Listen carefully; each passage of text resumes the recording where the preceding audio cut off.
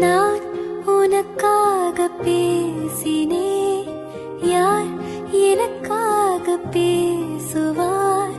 மௌனமாய் நான் பேசினேன், கைகளில் மை பூசினேன்.